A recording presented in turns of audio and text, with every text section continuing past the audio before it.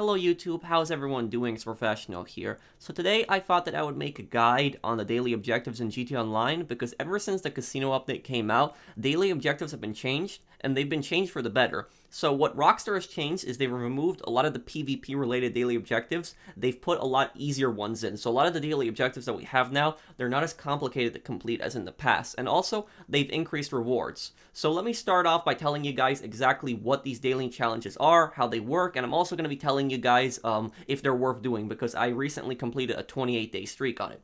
So everybody always has 3 daily objectives. The daily objective that is at the top is always the same for everybody. The other 2 below are different for most people. I very rarely have encountered anyone who has had all 3 the same daily objectives as me. It's almost always somebody else has different daily objectives than me. So the top one, the very top one, is always the same for everyone. The other 2, they're usually easier, they're different for everyone else. And the top one, it's usually the most complicated one. The other 2 at the bottom are a lot easier to complete. So if you complete it in a regular day, what you get is you get $30,000 and you get 5,000 RP. This is an increase from the past because in the past, I know that we got $25,000 for completing each one, and then I think we got 3,000 or 3,500 RP. Now, if you complete it for a week straight, on the 7th day, what you get is you get $150,000 and you get 20,000 RP.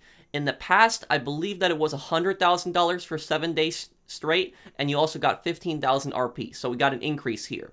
Now, if you complete it for another week straight, you get $150,000 again, and you get 20,000 RP. Those days in between the weeks, in between the 7 days, you get $30,000 and 5,000 RP. And on the 3rd week, again, $150,000, and you get 20,000 RP. But on the 4th week, on day 28, that is when you get the biggest reward. You get $750,000, and you get 50,000 RP. In the past, I know we got $500,000, so we got an improvement here, and I don't think the RP has changed. I think in the past it was also 50,000 RP. So these are the rewards that you get, and these daily objectives, sometimes they can be a little bit annoying, but most of the time, they're pretty easy to complete, and usually I'll complete them in under an hour, sometimes even less than 30 minutes I'll be there to complete.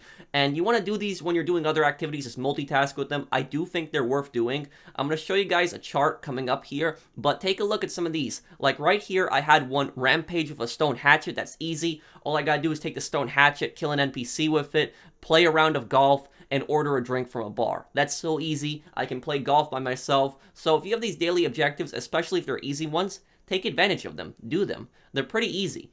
And also, guys, here's a few tips that I wanted to give for the daily objectives. The top one, which is usually the most complicated one, like this one, I have play a match of tennis here. I got one of my friends to try to play a match with me.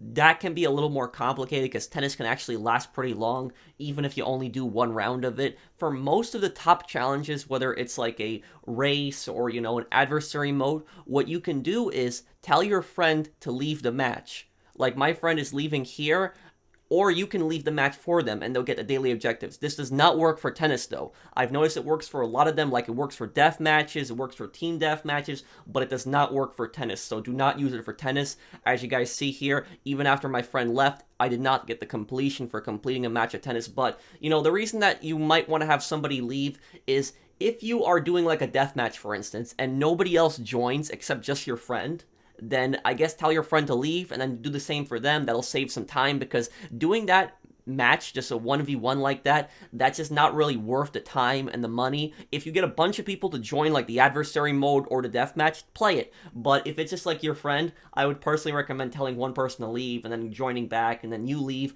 because you'll still get credit for completing it. And also, second tip, if you guys have a race, races are actually the easiest objective in my opinion at the top. Races, if you get one, go to this one specifically here, criminal records. This is the one that you want to go to. Criminal records is like the easiest race in this game, and you can host different types of races. You can host a GTA race, a standard race, a rally race. So if you ever need any of these races, GTA, standard, or rally, do criminal records, do 1 lap. It is so easy. You can do it by yourself, so you don't need anybody else to be in the race, and you get credit for completing a race, if that's one of your daily objectives. If it's a rally race, you need one other person to join, just your friend, and they get in your car, and you just drive around the prison. That's all you do, just drive around the prison in 1 lap, and that is completed for the race. So I hope that you guys found these tips helpful. Let's move on to the chart. So let's say that you're starting off your daily objectives. You haven't done any. This is your first day of doing them. Day 1 through 6, each day you get $30,000 for each day and 5,000 RP. Now for 6 days, you add up all of that for 6 days, that's $180,000 and 30,000 RP. Now on the 7th day, when you're on your 7-day streak, on the 7th day, you're going to get $150,000 instead of getting 30,000 RP, and you're going to get 20,000 RP. So big difference there. On day 8 through 13, that's going to be your second week going in, $30,000 again each day, 5,000 RP, $180,000 in total, 30,000 RP. Plus, we got to add the $180,000 from last week and the $150,000. Moving on to day 14, get $150,000 again, 20,000 RP. And then the third week right there, moving on, we get day 15 through 20, $30,000 again, 5,000 RP, $180,000 for those 6 days, 30,000 RP. Day 21, $150,000 again, and we get 20,000 RP. And fourth week, same deal again with $30,000, 5,000 RP. You get $180,000 for those 6 days and 30,000 RP. And for day 28, we get $750,000 and 50,000 RP. That is for completing a 28-day streak. But how much money do we get in total and how much RP?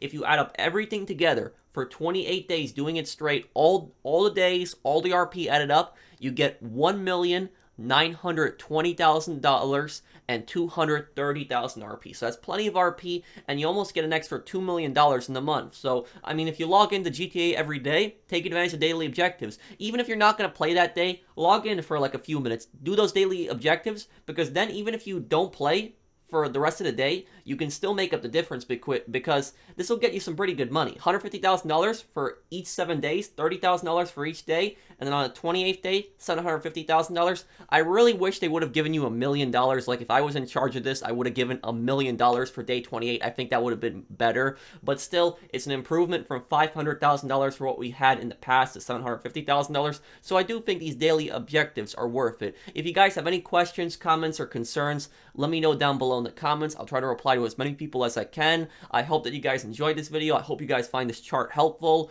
If you enjoyed the video, drop a like. If you're new to my channel, jump on and subscribe. And I'll see you guys in the next one. Take care, everyone.